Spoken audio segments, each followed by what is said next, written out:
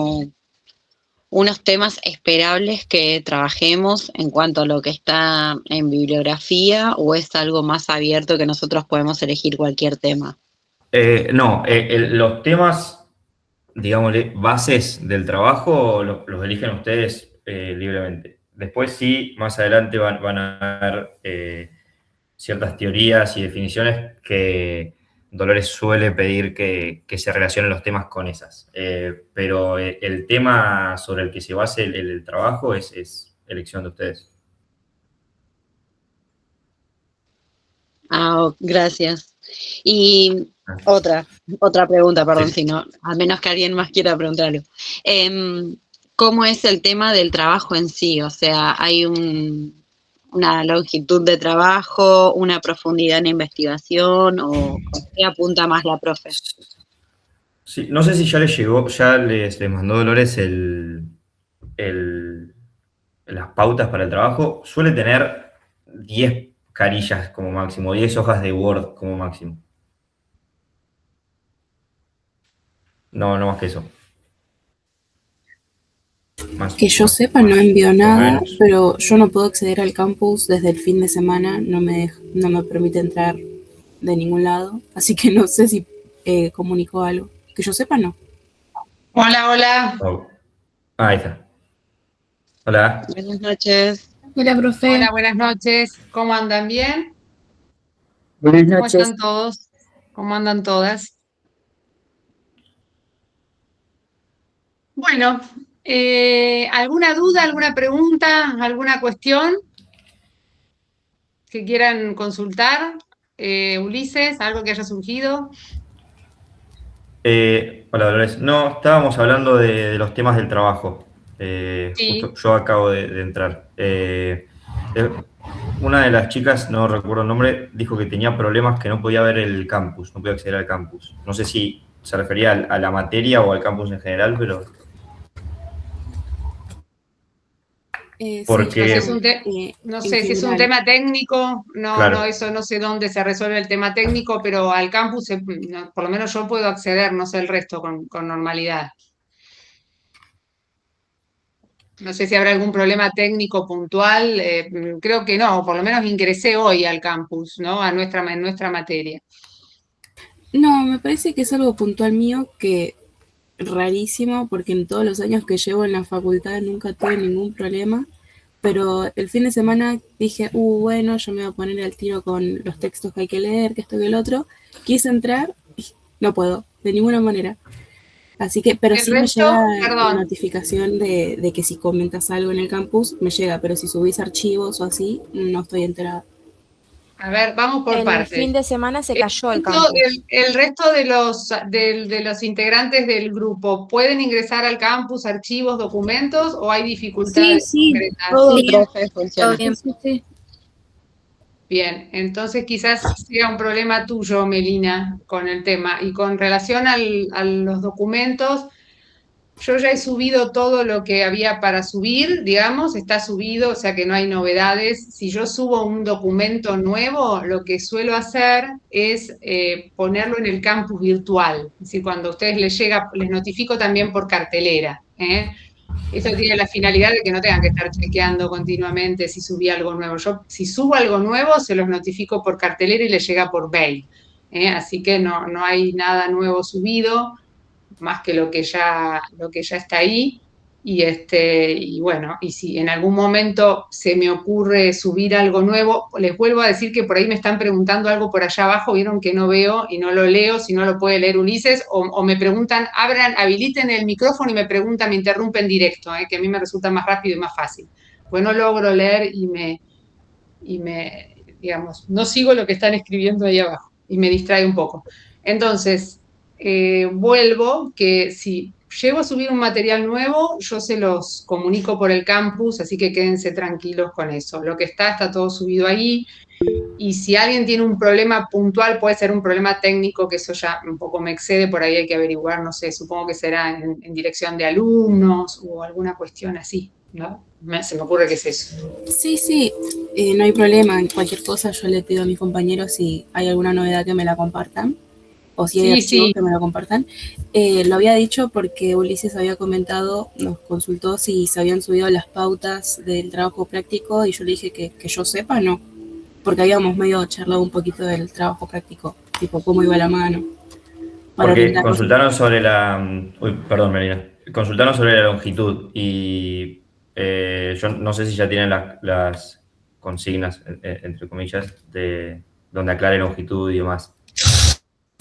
Sí, yo creo que no he subido todavía las pautas para la presentación, porque falta un poco todavía, la verdad, en cuanto a la cantidad y demás, pero se las puedo subir en los próximos días y les notifico por mail, así todos están al tanto de que ya se subieron y el que no tiene acceso al campus se puede, digamos, contactar con algún compañero que lo suba a través del grupo de WhatsApp. Pero en general es como les dice Ulises, es un trabajo que sí, que tiene que tener una extensión mínima y no más, digamos, bueno, máxima, más de, en general, de 10 carillas, o 12, no me acuerdo cuánto poníamos, Ulises, ya me olvidé cómo eran las consignas antes, pero vamos a respetar lo Estoy mismo. Creo que entrando era un a mínimo de fijarme cuánto 10. fue el mío para... Sí. Sí, pero yo creo que sí, ese era el mínimo y máximo también, no mucho más de eso.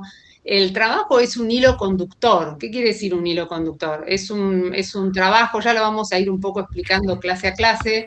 Es un trabajo en el que ustedes van a tomar un tema de los que estamos trabajando, lo van a desarrollar en el trabajo, que yo les soy sincera, el trabajo me interesa, pero lo que más me interesa es hablar con ustedes, ¿no? Yo estoy completamente, digamos, metida en esta nueva cultura del chat GPT y ya me resulta irrelevante, digamos, lo que se escriba ahí. Lo que me resulta relevante es que eso que está ahí puesto, digamos, sea un hilo conductor para que conversemos sobre algo que a ustedes les interesó, algo que lo llevaron, que lo volcaron, que, digamos, que pudieron pensarlo de a uno, de a tres, como elijan, y que lo podemos intercambiar juntos. Esa es la idea central. Y el tema tiene que ser un tema que les provoque algo, ¿no? Ya eso lo vamos a ir hablando.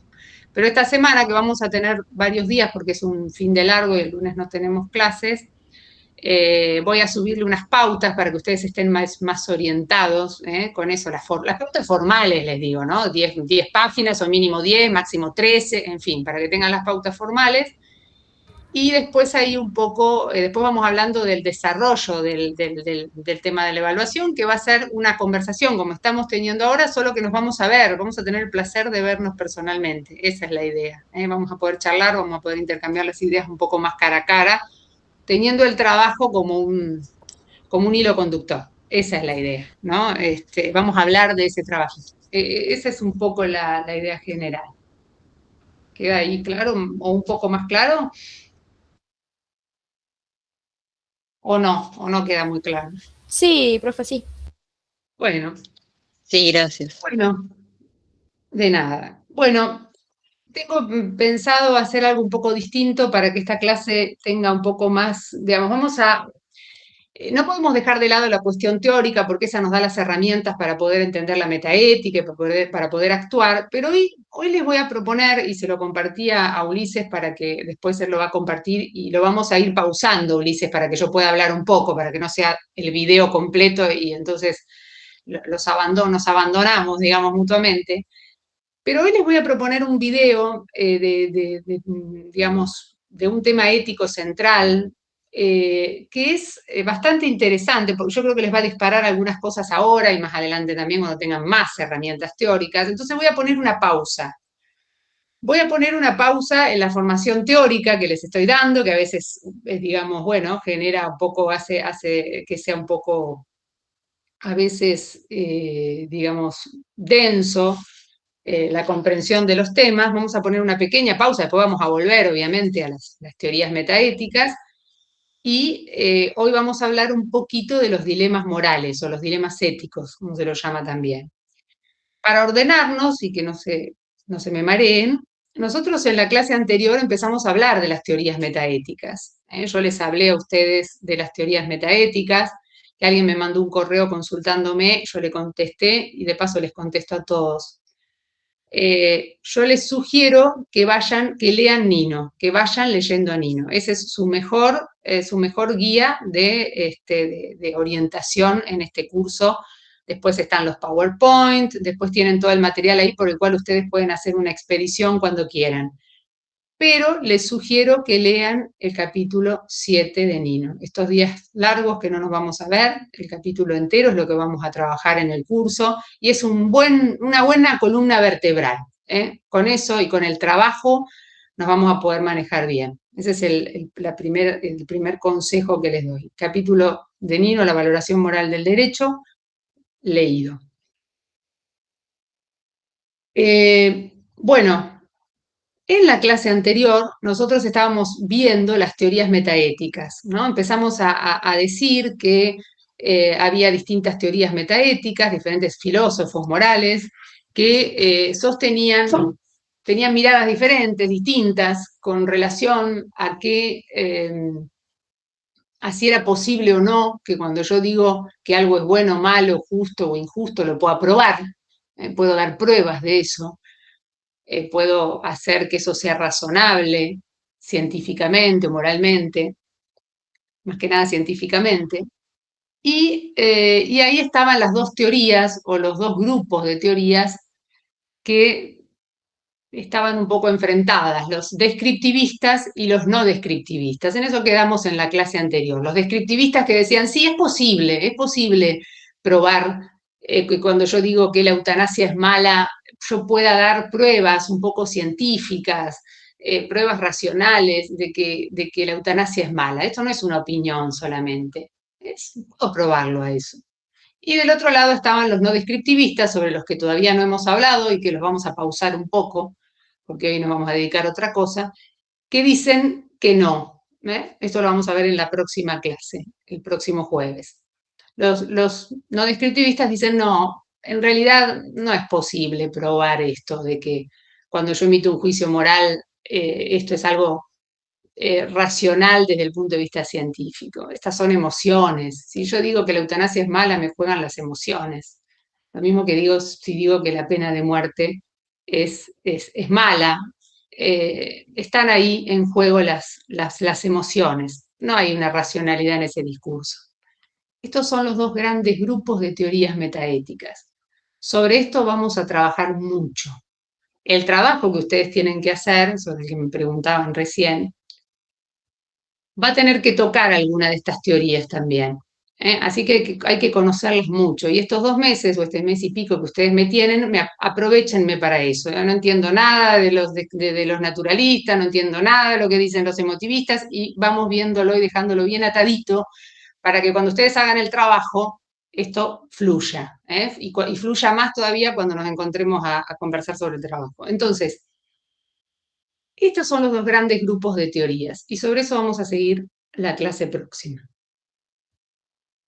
Ahora, hoy quiero que veamos un video en el que empecemos a reflexionar sobre qué es esto de la moralidad y del derecho, ¿no? Que es a donde vamos a apuntar un poco más adelante, todavía no llegamos a ver dónde viene la conexión. Y el primer tema que yo les planteo es un problema que planteó una filósofa moral norteamericana, que yo la destaco porque no hay muchas mujeres en el campo de la filosofía en general. Si ustedes se ponen a mirar, somos una pequeña parte. Y hay muchas mujeres y hay menos en el campo de la filosofía moral. Entonces, esta filósofa moral que se llamó Philippa Foot, norteamericana, hija de un presidente norteamericano, miren ustedes qué particularidad.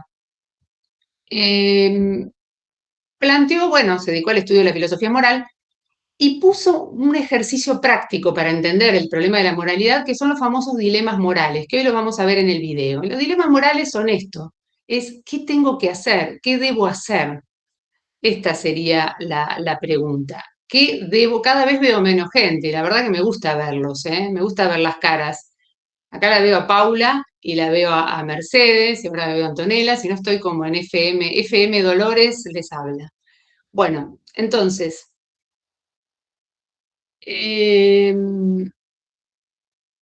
lo que plantea Philippa Foot en estos dilemas es, bueno, hay situaciones en las que no sabemos qué hacer moralmente. ¿Qué debo hacer moralmente? No qué debo hacer si me tomo el subte o el colectivo. No, ¿qué tengo que hacer acá yo? Desde el punto de vista moral. Y esos son los famosos dilemas morales, que disparan muchas cosas en la metaética y después en la ética normativa, en el derecho y demás, que ya las vamos a ver, y que yo creo que nos van a hacer pensar un poco cuál es la importancia de todo esto. Entonces, Ulises, si estás por ahí, vamos a empezar con el video de los dilemas morales y lo vamos a ir pausando. Yo te voy indicando dónde lo pausamos y a la medida que lo vayamos pausando, vamos conversando. ¿Les parece? Bueno, arranquemos. ¿Se ve bien la ventana? Sí, se ve. Ok. Ahí está.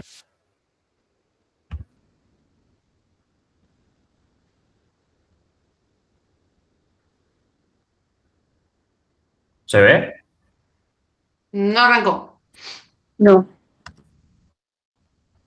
Está sin sonido igual. Ok. Pero la imagen se ve, porque yo la estoy viendo bien en mi pantalla, pero no sé si... Ahora no se ve, pero no tiene sonido, ¿no? Ok. Quizás Ahora. tengas que habilitar ahí. El sonido está desactivado, aparece, ¿no? Sí, me parece que tenés desactivado el sonido. La pregunta es cómo lo activo. Bueno, con esto yo me siento mucho más joven, si imaginan. Con esto yo siento que avanzo varios casilleros con esta cuestión. Bueno, ahora, si no, lo que yo voy a hacer es compartir el link y algún otro puede probar y lo compartimos, ¿les parece? Yo puedo fijarme, profe, si quiere. Cuando tenés que compartir, me parece que tenés que permitir compartir con sonido.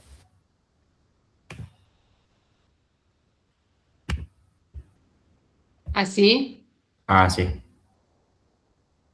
Bueno, vamos a ver entonces si trato de... Igualmente, lo tenemos en el campus virtual subido también, dentro de los materiales. Repertorio de variables que componen una problemática particular puede convertirse en un auténtico quebradero de cabeza, especialmente si ambas acarrean considerables inconvenientes tanto para el elector como para terceros ajenos a la elección. En este sentido, me gustaría probar algo diferente con la audiencia, abordar en profundidad dos famosos dilemas éticos cuya reflexión fomenta la capacidad crítica. A grandes rasgos, un dilema ético consiste en un problema en el que el sujeto ha de seleccionar entre dos posibles imperativos morales, ninguno de los cuales es inequívocamente aceptable o preferible. Y, por supuesto, daré mi opinión personal al término de cada uno. Asimismo, os invito a que dejéis vuestras reflexiones para que todos podamos aprender de todos. Sin más dilación, demos comienzo al espectáculo. Un maquinista de un tranvía sigue pacíficamente su recorrido usual cuando, de repente, observa algo insólito. Hay 5 personas atadas de pies a cabeza en las vías.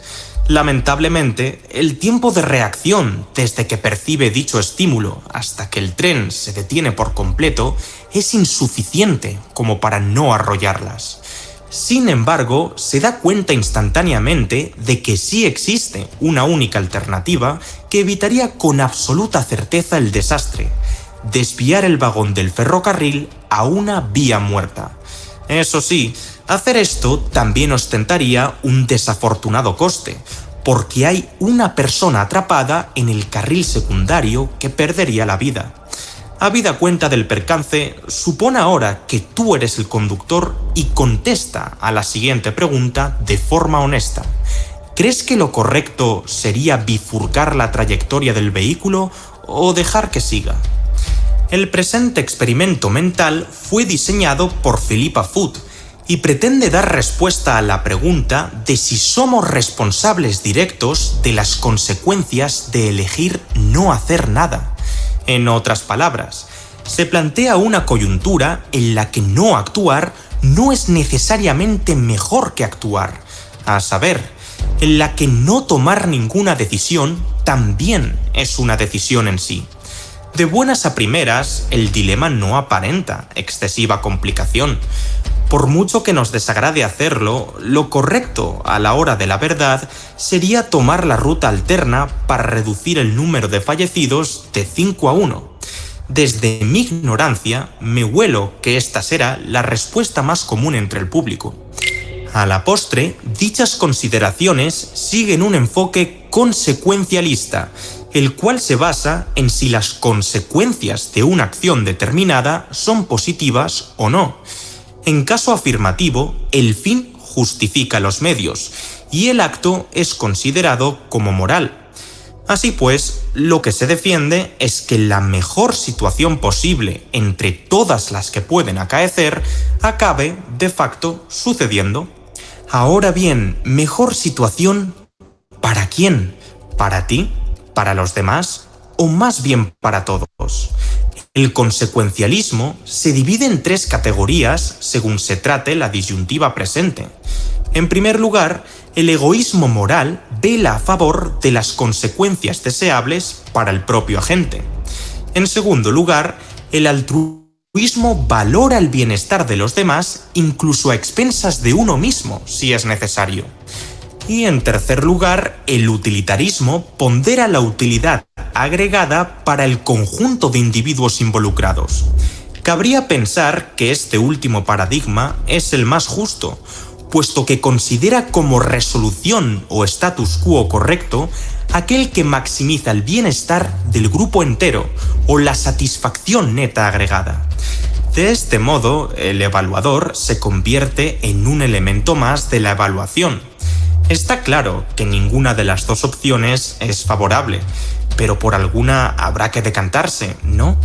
Dado que desviar el tranvía es lo que potencialmente disminuiría el sufrimiento del conjunto de personas implicadas, entre las cuales también estamos incluidos nosotros, la respuesta parece evidente: hacerlo. Eso sí, es menester señalar una importante objeción, pues habrá más de uno que alegará: yo no creo que pudiese lidiar con el sentimiento de culpa asociado. A fin de cuentas, es casi inevitable que me concibiese como artífice del homicidio en caso de cambiar el tren de vía, mientras que, de la otra manera, tendría la opción de justificar que ha sido un desconocido el que ha provocado esta situación. Es decir, que yo no he capturado ni atado a las víctimas, y aún así he tratado de frenar con antelación para evitar el desastre. Sí, el que omite tendría la razón al decir que él no ha provocado el siniestro en primera instancia, pero ese argumento también lo podría haber ofrecido en caso de haber actuado. De hecho, me encantaría que algún jurista en el canal nos aclarase si el maquinista saldría efectivamente impune por homicidio doloso o accidental. Por el momento, vamos a evaluar el caso con independencia de los cargos judiciales que pudiera acarrear cada alternativa.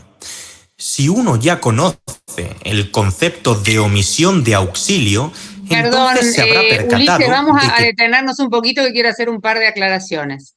Gracias. Bueno, este es el primero de los dilemas que plantea Philippa Foot. El famoso dilema del tranvía, que es un dilema moral ejemplo que se utiliza para hablar de algo que vamos a ver nosotros más adelante, que es muy interesante, que es el utilitarismo y el deontologismo. De esto vamos a hablar un poco más adelante. El utilitarismo, ahí lo plantea ella como el llamado también consecuencialismo. Es más o menos lo mismo.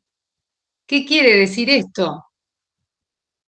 El consecuencialista o el utilitarista mira las consecuencias del acto para evaluar si el acto es moralmente correcto o no. Entonces, en el ejemplo que tenemos del tren, que va descarrilado aparentemente y dirigido a las 5 personas que están atadas en la vía, el consecuencialista o ya también llamado utilitarista va a hacer una evaluación que implica la posibilidad de hacer lo que maximice el bien, sería en este caso. Yo ya les hablé del utilitarismo, que lo vamos a manejar un poquito más adelante, Pero el utilitarista, cuando plantea lo que es bueno y lo que es correcto, lo que dice es, bueno, lo correcto es lo que maximiza la felicidad del mayor número, lo que produce las mejores consecuencias. Eso dice un utilitarista.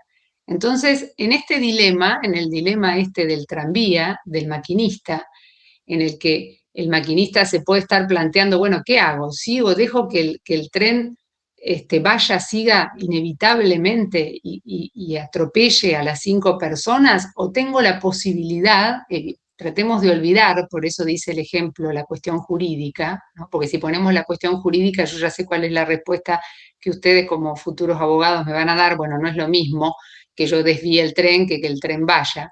Pero tratemos de obviar, como dice el ejemplo de Philippa Foot, la cuestión jurídica, y moralmente la pregunta acá es, ¿qué es lo correcto moralmente? ¿Cuál es la solución moralmente más adecuada? ¿La que deja que el tren vaya inevitablemente hacia su lugar y provoque lo que tiene que provocar? ¿O la que me permite a mí hacer una desviación, un pulso, un movimiento de muñeca y hacer que en este caso muera una persona y no 5? Después vamos a analizar que la cuestión no solamente puede ser numérica, ¿no? Porque yo ahora les estoy hablando a ustedes solamente de números. Y el utilitarismo o consecuencialismo se maneja mucho alrededor de la cuestión cuantitativa o de la cantidad. Fíjense que los utilitaristas sostienen que una solución jurídica adecuada es la solución que produce la felicidad del mayor número de personas. Entonces, si el utilitarista me dice, sí, la pena de muerte va a ser buena en la medida que la mayor parte de la población esté contenta con la pena de muerte, o esté satisfecha con la pena de muerte. Y fíjense que el criterio que usan para definir que algo es bueno o que algo es correcto moralmente es la cantidad, la cantidad. Entonces ustedes, que es lo que quiero que empecemos a mirar en esto y a pensar, nosotros tenemos que empezar a pensar qué es lo moralmente adecuado. ¿Es lo bueno lo que maximiza la felicidad del mayor número, como dicen los consecuencialistas o utilitaristas? ¿O hay algo que es correcto más allá de los números, más allá de las cantidades? Es decir, como decía Kant, hay que hacer lo que corresponde hacer, ¿no? Que en este caso claramente para los que no son utilitaristas, ustedes se estarán preguntando, bueno, de un lado están los consecuencialistas, esto lo vamos a ver igual más adelante, y del otro lado, ¿quiénes están? ¿Quiénes son los oponentes o los que tienen otra visión? Bueno, los oponentes son los deontologistas, ya vamos a hablar de ellos también. O sea, de un lado están los utilitaristas o consecuencialistas, los que analizan las consecuencias, los que miran, bueno, midamos los resultados para tomar la decisión moral correcta, midamos los resultados. Y de la vereda de enfrente o del otro costado están los deontologistas. Deonto quiere decir correcto, ¿no? Corrección, deber. Y los deontologistas dicen, hay que hacer lo que se debe hacer, lo que es correcto hacer, lo que constituye un deber, ¿no? Bueno, el problema después es, bueno, ¿qué es lo correcto? Que de esto estamos discutiendo en este curso.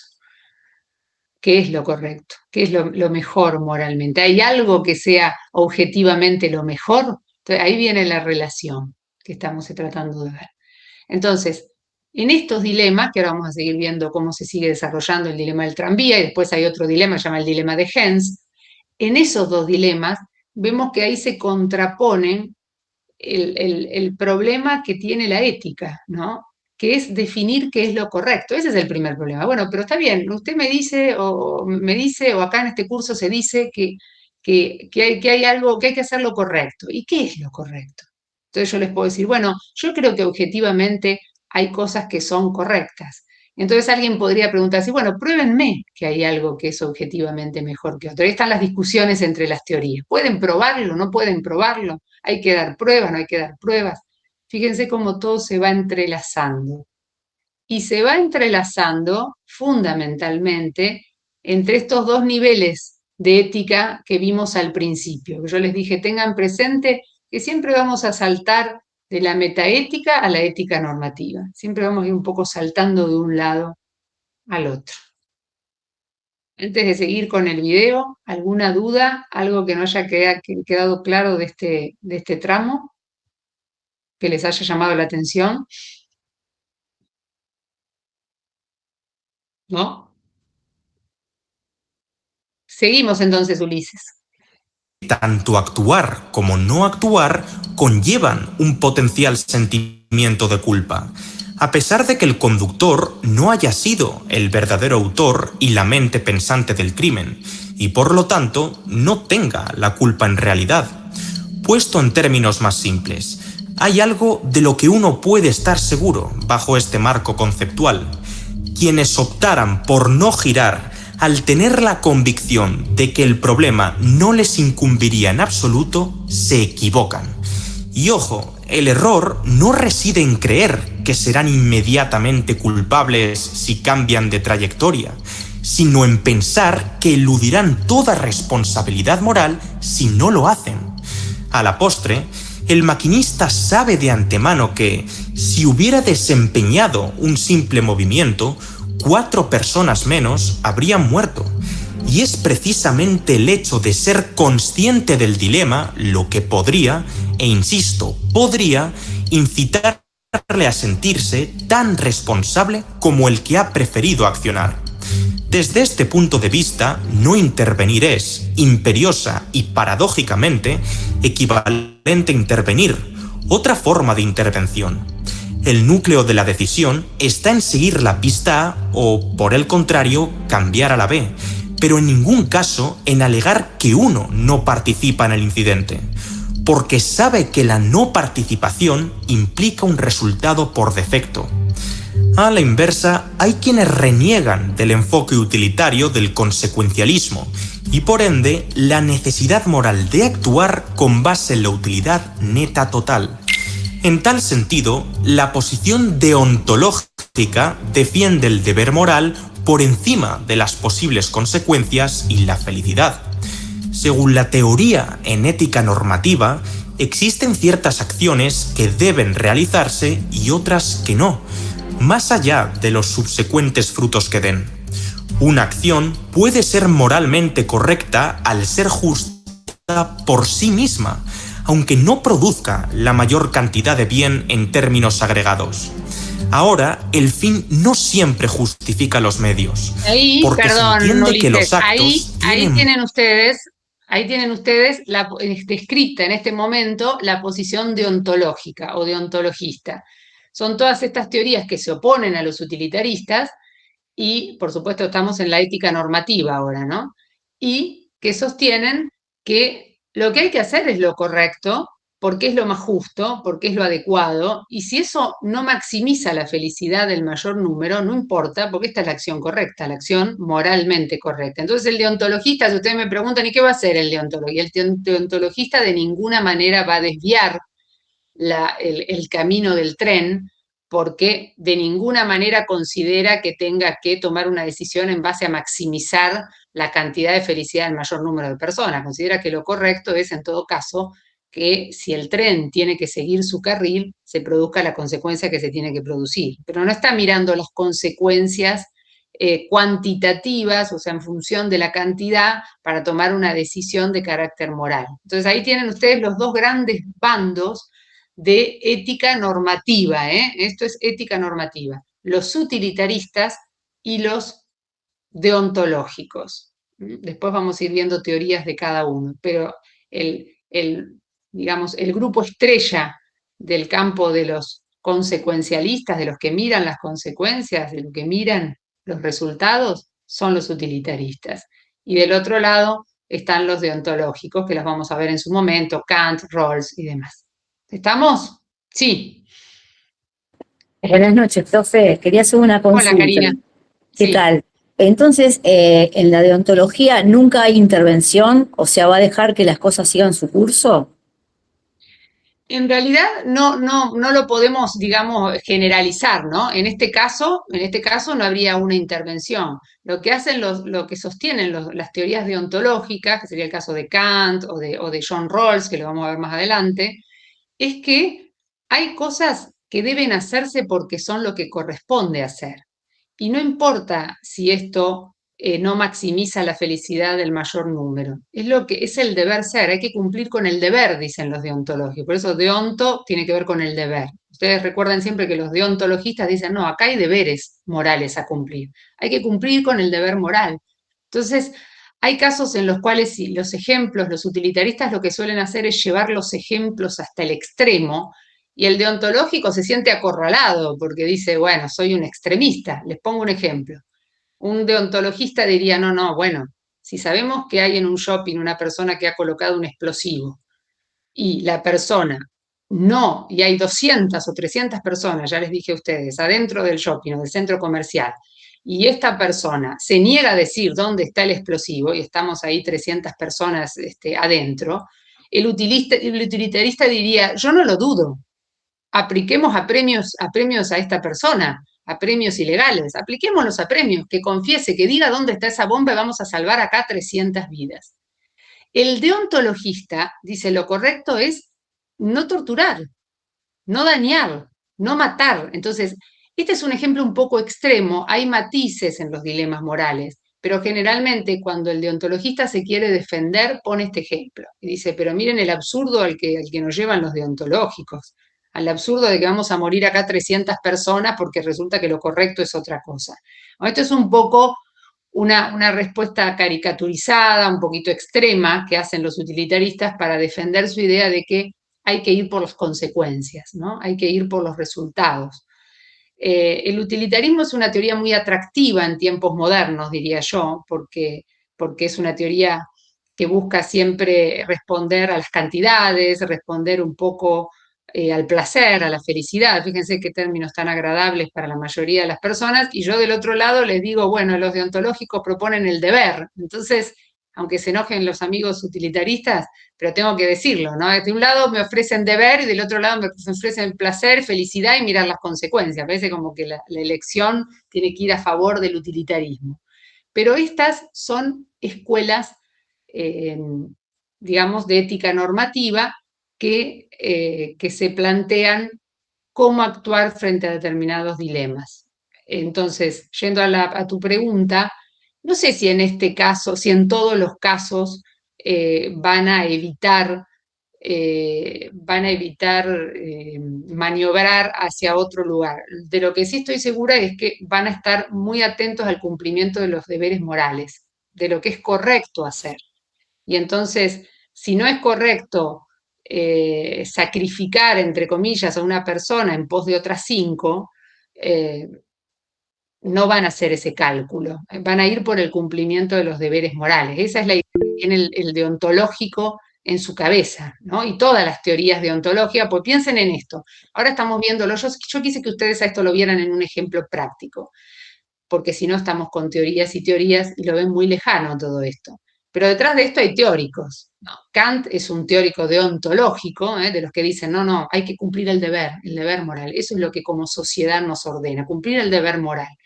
Y del otro lado está toda la tradición utilitarista, de Stuart Mill, de Bentham, de todos los utilitaristas que ustedes ya habrán escuchado hablar en teoría del Estado y en algunas otras materias.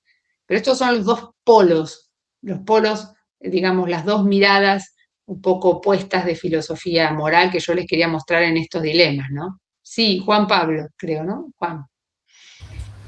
Buenas noches, doctora, ¿cómo le va? Consulta. Buenas noches. No sé si aparece en el video, pero quería saber qué pasa en el ejemplo, el mismo ejemplo del tren, en el cual hay 5 personas, disculpe, y en la vía que hay una sola persona, hay un familiar, una persona cercana. Porque yo sé que las teorías consecuencialistas, disculpe, es para maximizar el bien. Pero si ahí en cambio hay una persona que cercana, familiar, ¿ahí no entra un poco en contradicción con la misma? Es una muy buena pregunta. Bueno, todas las preguntas que ustedes se hacen son buenas. En realidad, yo creo que ahí juega otra teoría moral, que ahí se mencionó un poquito, que es el egoísmo moral, ¿no? Hay otra posición que se llama egoísmo moral, que Rawls la trata, ya vamos a hablar de Rawls un poco, y que es aquella decisión que se basa en mis preferencias personales. Ese es el egoísmo moral, que es una posición válida, ¿no? Que nos impide, por supuesto, llegar a acuerdos, va a decir Rawls. ¿Cómo vamos a llegar a un acuerdo de organización de una sociedad en base al egoísmo moral? Cuando Rawls analiza, ya vamos a hablar de Rawls, cuando Rawls analiza las posibles formas de organizarse una sociedad, dice, con el egoísmo moral no es posible nada. En cambio, con el altruismo moral, que es otra, que es el que da todo, ¿no? El que se ofrece, el altruista, bueno, ahí podemos armar algo. Pero eso sería más bien correspondería al egoísmo moral, ¿no? Yo satisfago mis propios deseos, mis propias preferencias, en el caso ese del familiar cercano. Esta sería un poquito la idea. ¿Alguna? Gracias. Por favor. ¿Alguna otra duda? Sí, profe. ¿Se me escucha? No sé. Sí. ¿Ese deber hacer o qué es lo correcto de los deontologistas es lo que dice el derecho, las leyes, o quién lo fija? También, qué buena pregunta también. Muy buena. Este es un deber moral. Esto me interesa. Está muy buena la pregunta de Mercedes porque nos lleva a esto que les quiero aclarar. Esto todo es moral. Después ustedes van a decir, bueno, ¿dónde vamos a conectarnos con el derecho? Bueno, cuando ya estamos hablando de ética normativa, es decir, de la organización de la sociedad, del Estado, ahí ya nos vamos al derecho. Esto es todo moral. Entonces, sería el deber moral. Cuando una norma establece algunos deberes, por ejemplo, a través del homicidio, ¿no? La condena del homicidio, el deber es el deber de no matar. Bueno, esa norma tiene un deber moral subyacente, que es el deber de no matar, pero el deber es jurídico fundamentalmente, porque si yo mato me corresponden de 8 a 25 años de prisión. Entonces, acá, si se acuerdan un poco de allá de teoría del derecho, de materia ya lejos, y hace tiempo que cursaron, ¿se acuerdan que algunos, los justnaturalistas, decían esta conexión se da sí o sí entre el derecho y la moral? Son una misma cosa.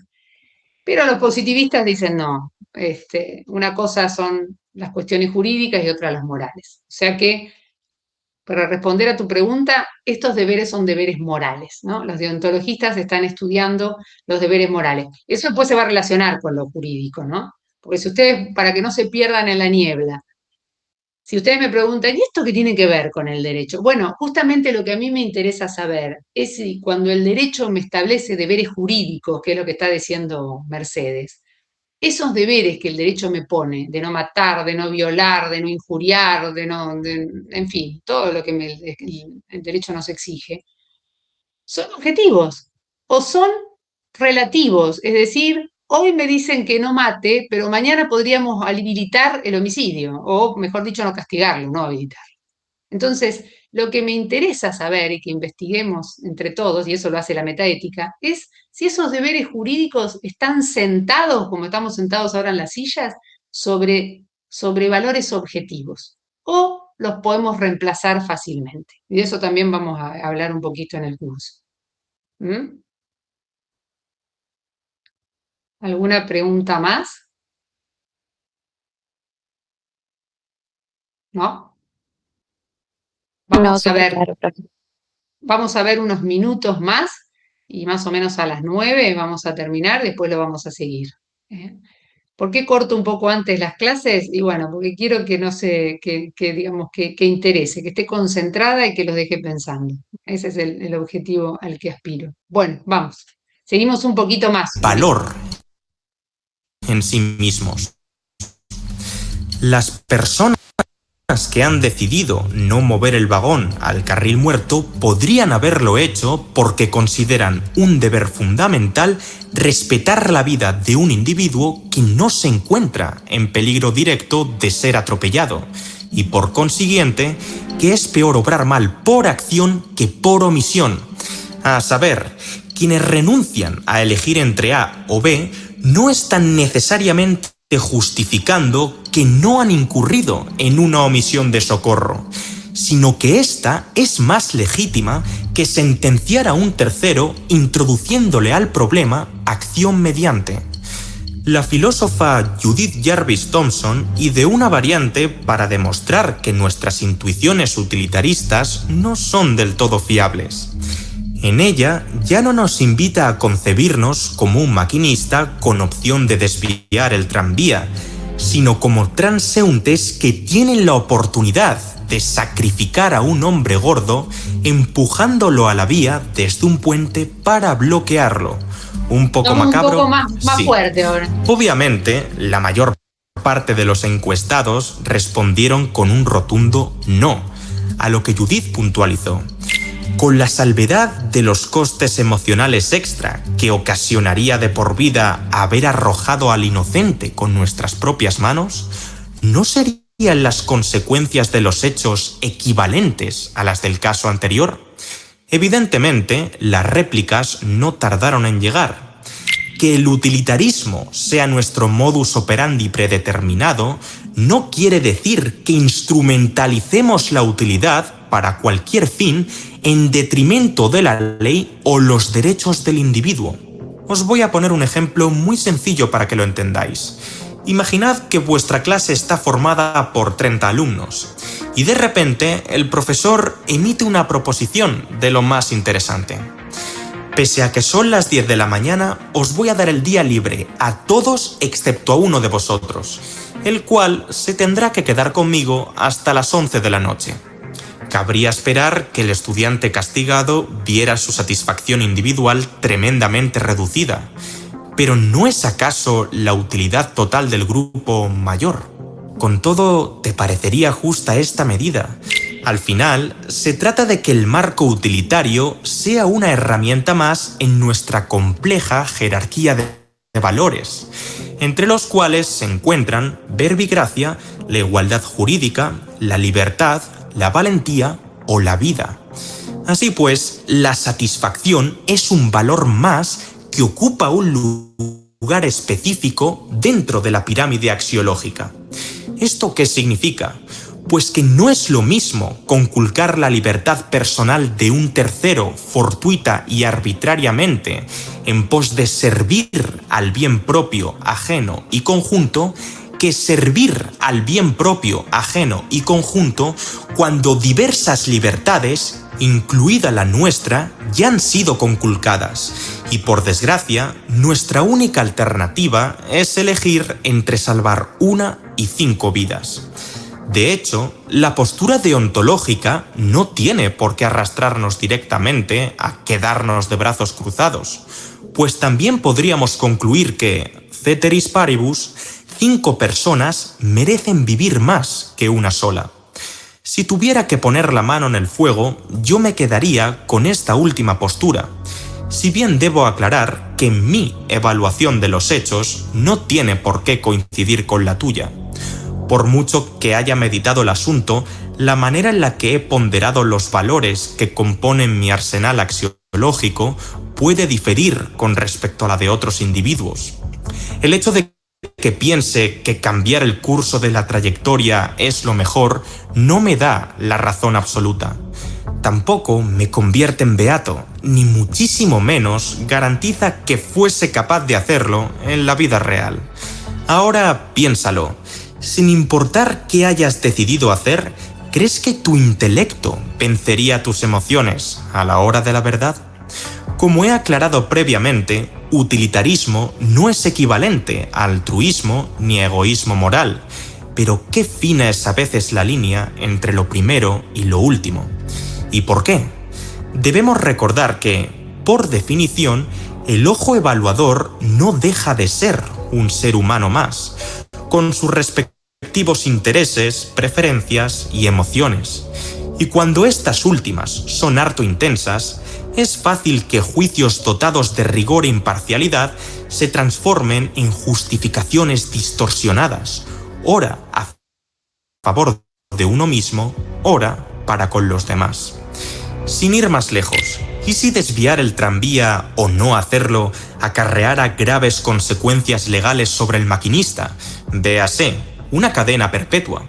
¿Serías tan objetivo como antes si fueras tú el conductor? ¿O jugaría el beneficio personal un papel mucho más relevante? Por otro lado, ¿qué pasaría si las 5 personas fueran ancianas y adultas, al tiempo que la que se encuentra en la vía alternativa, una niña de 7 años? ¿Y si fueran un niño pequeño y un joven? ¿Basarías la utilidad ciñéndote únicamente al número de vidas en juego? ¿O en contrapartida, valorarías más la esperanza matemática del tiempo de vida que le queda a cada grupo?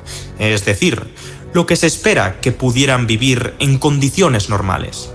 ¿Y qué harías suponiendo que las 5 personas fueran criminales, mientras que la del otro carril es un ciudadano sin antecedentes penales? Y más impactante aún, ¿qué te parecería más pertinente si fueras tú el rehén de la vía secundaria? Quiero que representes dicha escena con precisión, y te aseguro que se te van a pasar por la cabeza cosas que antes no se te habían pasado. Ahora no es tan sencillo, ¿eh? Mi consejo es que vayas modificando las condiciones base del dilema para ver si y cómo varía tu respuesta, y sobre todo, que te cuestiones con detenimiento por qué ha cambiado o no ha cambiado. Acá nos detenemos, Ulises. Bueno, podemos acá sacar ya esto, ya sacar el dilema de Hens que vamos a seguir el próximo Ok. jueves, ¿no? Quiero hacer unas aclaraciones. Gracias, Ulises. Sí. Bueno, dos cositas y los dejo. Este es el primero de los dilemas, es el dilema del tranvía, ¿no? En donde ustedes ya empezaron a ver de qué trata esto del deontologismo y del consecuencialismo / utilitarismo. Yo quiero que empiecen un poco a pensar en estas posiciones, porque también creo, vamos enlazando todo, que a veces o muchas veces los trabajos vienen por este lugar. Ahora, lo que les quiero aclarar, para que no se haga de esto toda una ensalada, es que acá, cuando ya estamos hablando de utilitaristas y de deontológicos, fíjense que ya estamos en la ética normativa, ¿no? ¿Se acuerdan? Lo que nos decía, ¿qué debemos hacer? ¿Qué es lo justo? ¿Qué es lo bueno para una institución, para una determinada sociedad, para una determinada decisión? ¿Qué debemos hacer? Esa es la pregunta. ¿Qué debemos hacer moralmente? Esa es una pregunta de la ética normativa. Por eso estas teorías del utilitarismo y del deontologismo son teorías de ética normativa. Ahora, para saber qué tengo que hacer o qué debo hacer, si ustedes me dijeran, bueno, pero ¿qué es lo moralmente correcto? Antes me tengo que preguntar, y ahí viene la metaética o jugar su importantísimo lugar, es, bueno, pero ¿qué es lo objetivamente importante? ¿Cuáles son los valores más importantes? Si es que hay alguno, ¿no? Porque también vamos a estudiar una posición muy importante que es el escepticismo moral, que yo ya les he hablado un poco de los escépticos morales. Y los escépticos morales dicen, en realidad no hay valores morales objetivos, vamos a construir algunos valores para eventualmente organizarnos jurídicamente, que es lo que me preguntaban ustedes hoy. Pero esos valores con los que nos vamos a construir son reemplazables, ¿no? Reemplazables por otros valores y por otras normas jurídicas. Y la otra pregunta que nos vamos a ir haciendo, y por eso les sugiero que empiecen con algunas lecturas, la de Nino, por lo menos la de Nino. Después hay otras, cada uno elegirá qué grado de profundidad le quiere dar a esto, y ahí tienen todo el material subido, y si les interesa más, yo les puedo ir agregando, también Ulises también los puede orientar. Pero la pregunta sobre todo final, o la pregunta de fondo, es esta. Es importante que haya valores morales objetivos, no es relevante cómo los construimos. Lo que sí de lo que sí estamos seguros es que el derecho está construido. Yendo a la pregunta de Mercedes, el derecho está construido en base a valores morales, por supuesto, ¿no? El derecho valora moralmente. Después la pregunta que nosotros nos estamos haciendo en este curso es, ¿pero con qué valores? Unos valores que se reemplazan, unos valores que son fijos, hay cosas que no podemos tocar. ¿Qué importancia tiene que haya cosas intocables en el campo de los valores? Por ejemplo, la vida o la dignidad, o no, porque eso se puede intercambiar. Bueno, son esos temas los que yo quiero que en este breve curso de mes y medio, 2, ustedes reflexionen, porque el derecho está hecho de estas cosas y porque el derecho ahora y a futuro se va poniendo cada vez más necesitado de respuestas morales, de respuestas. El otro día escuchaba, y con esto los dejo, cada vez encuentro más problemas metaéticos. Escuchaba el problema que hay con esta cuestión de la guerra actual, ¿no? De la guerra que tenemos ahí en Medio Oriente. y el uso militar de la inteligencia artificial. Fíjense ustedes qué cuestión, ¿no? Un uso real, ¿no? De la inteligencia artificial para la toma de decisiones estratégicas de guerra. Un poco ahí esto va en línea con el trabajo de la investigación que vos estás haciendo, Ulises, tu trabajo. ¿Y el problema ético cuál es ahí? El problema ético es, bueno, ¿está bien moralmente que las decisiones de guerra estratégicas las tome una inteligencia artificial? Que ya lo hace, ¿no? No es que podamos detenerlo. ¿Qué decisiones me dirán ustedes? Y, por ejemplo, invadir la privacidad doméstica, ¿no? Para decidir por dónde vamos a atacar. Invadimos, damos esa información. Entonces, este ejemplo se los pongo como ejemplo de la relevancia que tiene la ética y la moral para resolver cuestiones jurídicas. Si no tenemos esas herramientas,